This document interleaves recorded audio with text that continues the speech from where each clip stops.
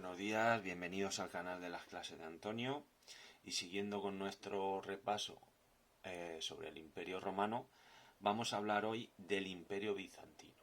Y vosotros diréis, pero bueno, ¿no era el Imperio Romano? Pues sí, era el Imperio Romano hasta que se dividió en dos. Ya sabéis que se dividió en el Imperio del Este y el Imperio del Oeste. El Imperio del Oeste o de Occidente, que es en el que estamos nosotros, desapareció debido a las invasiones germánicas, pero el del Este perduró muchos más años y muchos más siglos. Y fue el que se le denominó el Imperio Bizantino. Y ahora veremos sus características, ¿vale? Como lo hemos dicho, se dividió en dos y uno de los emperadores del Imperio Romano que quedó al este se llamaba Justiniano, ¿vale? Este emperador quería restaurar lo que fue el Imperio Romano y darle su esplendor que había perdido, ¿vale? ¿Qué hizo? Pues conquistó la costa dálmata, Sicilia, Cerdeña, Corsica, las Islas Baleares, el sur de España y parte norte de África, o sea que volvió retomando la antigua tradición del esplendor que tuvo el Imperio Romano, que fue dueño de todo el Mediterráneo.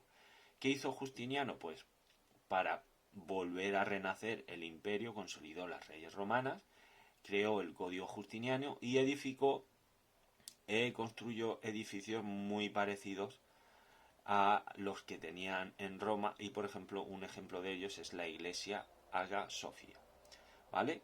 Luego también, debido a estas conquistas, pues hubo un periodo próspero gracias sobre todo a la agricultura y el comercio, ya que controlaban gran parte del Mediterráneo.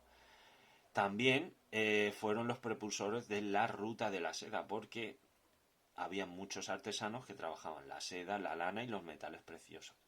Tener en cuenta que la seda por aquella época era mucho más valiosa que el oro.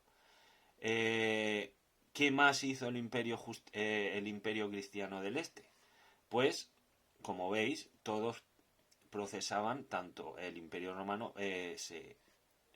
se instauró la religión del cristianismo, pero ¿qué ocurrió? Que entre el siglo VII y IX el imperio perdió territorio y quedó más reducido a lo que es a lo que llegó a ser en su época de esplendor con Justiniano.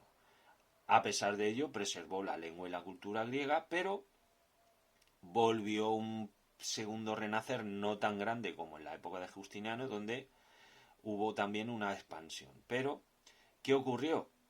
Que hubo un conflicto religioso.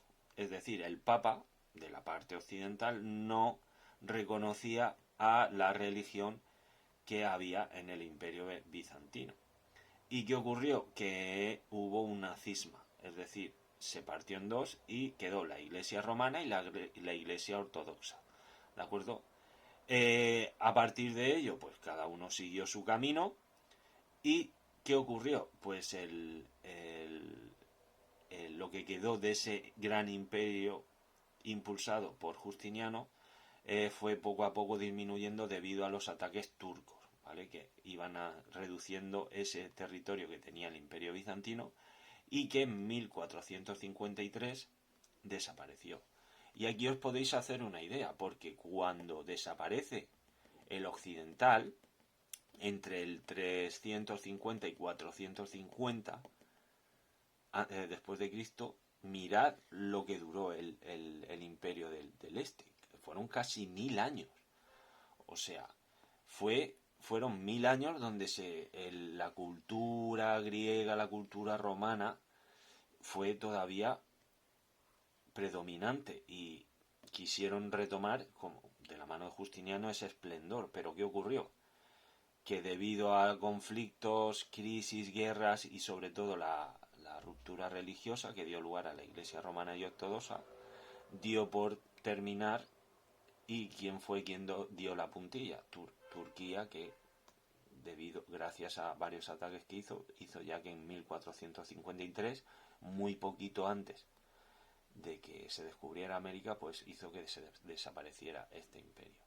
¿De acuerdo? Pues ya sabéis, esta es la pequeña historia, resumen del imperio bizantino.